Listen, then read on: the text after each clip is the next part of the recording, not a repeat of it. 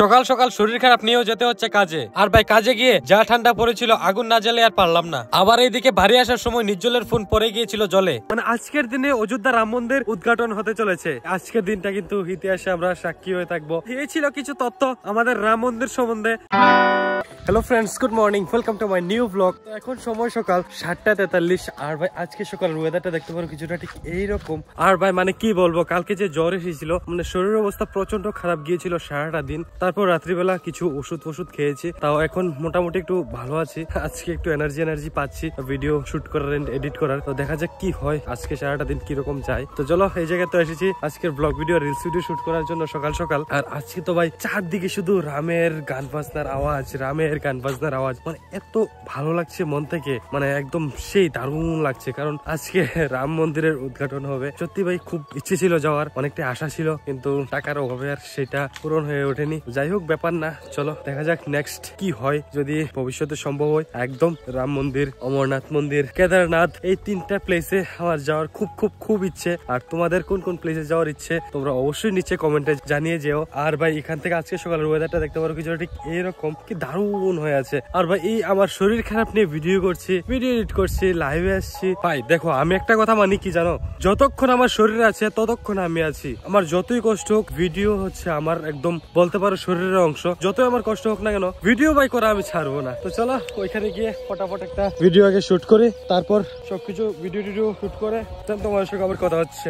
আজকে হলো 22শে জানুয়ারি, সোমবার। আর ভাই আজকের দিনে হবে আমাদের অযোধ্যাতে রাম মন্দির উদ্ঘাটন। ভাই যা খুশি লাগছে না মন থেকে, একদম সেই দারুণ ফিল আসছে। কারণ ভাই আজকের দিনে আমরা ইতিহাসে সাক্ষী হয়ে থাকবো যে 22শে জানুয়ারি রাম মন্দিরের উদ্ঘাটন হয়েছিল। তো ভাই এর চেয়ে আর খুশির ব্যাপার কি থাকতে পারে বলো, যে আমরা বলতে পারবো যে আমরাও ছিলাম 2024-এ 22শে জানুয়ারি যেদিন রাম মন্দিরের উদ্ঘাটন হয়েছিল। অনেকটাই খুশি লাগছে এই জিনিসটা।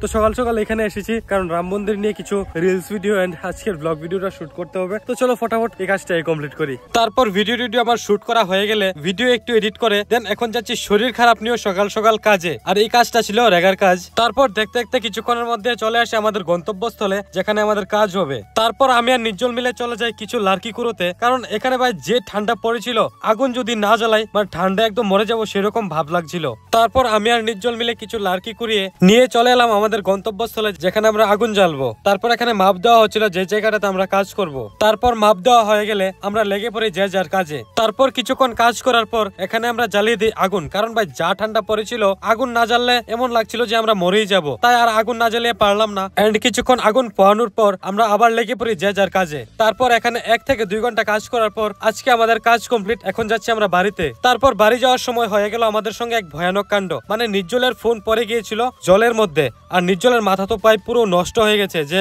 এখন এই ফোনটা দিয়ে আর কি করবে। কিন্তু যাক, কোন রকম এই ফোনটা লাস্টে বাঁচানো গেল আর ফোনটাও সুরক্ষিত আছে। তারপর কাজ থেকে বাড়িতে এসে তাড়াতাড়ি করে আজকের ব্লগ ভিডিওটা ফুললি এডিট কমপ্লিট করে এখন চলে এলাম আমার সেই প্রিয় জায়গায়, যেখানে আমি প্রত্যেকদিন ভিডিও আপলোড করি। তো এখন সময় বেজে গেছে 3:26। আমার হাতে আর বেশি সময় নেই, তাই তাড়াতাড়ি আজকের ব্লগ ভিডিওটা আপলোড করে দেন, তোমার সঙ্গে আমার কথা হচ্ছে। তো এখানে বসিয়ে দিলাম আজকের ব্লগ ভিডিও আপলোডে ফাইনালি।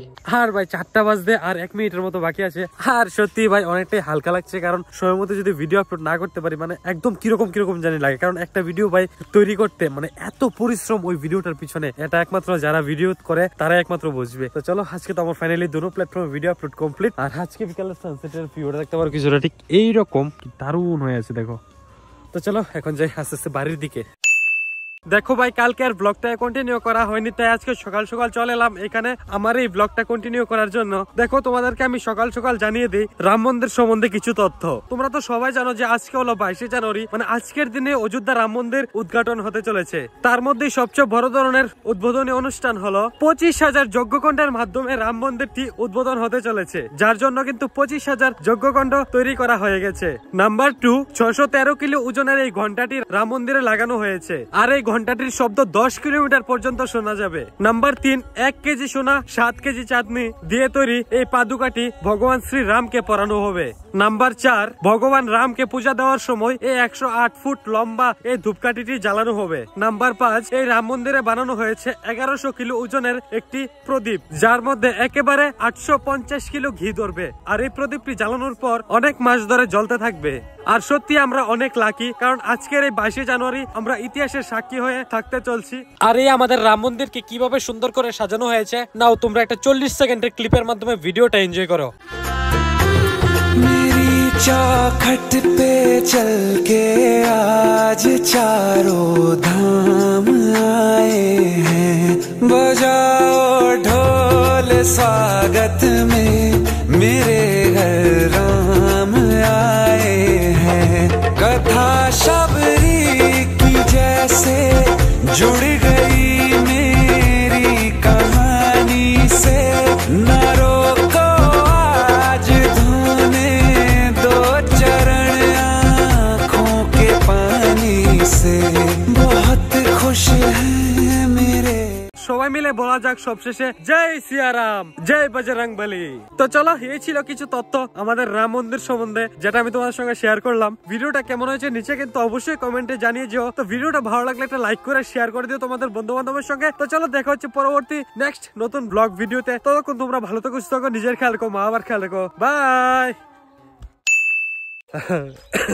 আপলোড করে ফেলতে, আপলোড করে নি। দেখো ভাই।